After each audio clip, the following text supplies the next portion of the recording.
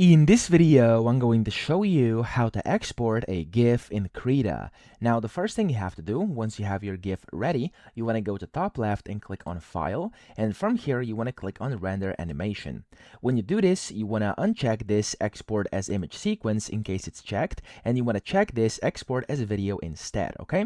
So make sure only this one is checked, and then you can go ahead and set the width, height, and FPS, and then here where it says Render As, you want to switch over to GIF Image. Now, whenever you do that, over here, you can change the filter as well if you wanna, and you can save the location to whatever you want it. So I want it inside my downloads folder like this. I'm gonna click on save, and then all you have to do after you have render as GIF image selected, click on OK, and it's going to start saving frames and basically rendering. And then whenever it's done, so usually it's gonna take like a few seconds up to a few minutes, depending on how many frames you have, how big your animation is, how long it is, etc. As you can see here, for me, it's doing this pretty quickly.